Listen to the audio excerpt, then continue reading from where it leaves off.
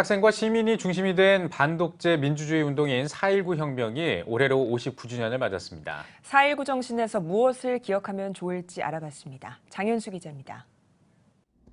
1960년 3월 당시 정권의 부정선거 규탄 시위에 가담했던 것으로 보이는 마산 상업고등학교 김주열 학생의 시신이 발견되면서 시민들과 학생들은 거리로 쏟아져 나왔습니다.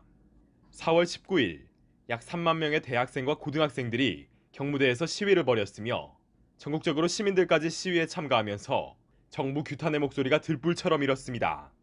결국 1960년 4월 26일 하야한 이승만 대통령. 4.19 혁명 당시 한국교회는 어땠을까? 역사가들은 이승만 전 대통령이 기독교인이었던 영향으로 한국교회가 정부에 대해 적극적인 비판을 하지 못했을 것이라고 주장합니다.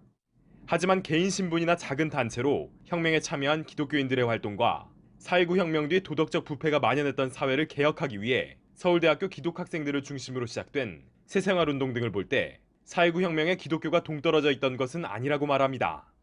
4.19 혁명이라는 역사적 사건을 겪은 한국교회. 오늘날엔 4.19 혁명을 어떻게 바라봐야 할까? 기독 역사가들은 4.19 혁명은 정치적인 목적으로 시작된 게 아닌 정의를 구현하기 위해 일어난 사건이라고 평가하며 교회가 성경적 가치 아래 정의를 수호해야 하는 만큼 4.19 정신을 이어받아 행동하는 정의로서 사회에 참여해야 한다고 말합니다.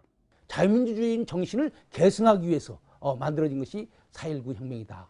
우리 한국 기독교도 처음에는 이승만 박사를 절대적으로 지지를 했지만은 이승만 박사가 장기 집권을 하고 독재로 나가려고 하는 그런 상황 가운데서 이승만 박사에게 그런 방향으로 나가면 안 되겠다라고 하는 것을 여러 차례 권고한 그런 경우도 있습니다. 또 기독 철학자들은 교회가 정의를 위해 사회를 비판하고 행동에 나서려면 가장 먼저 교회 스스로 도덕성을 회복해 정의의 공동체가 돼야 한다고 강조했습니다.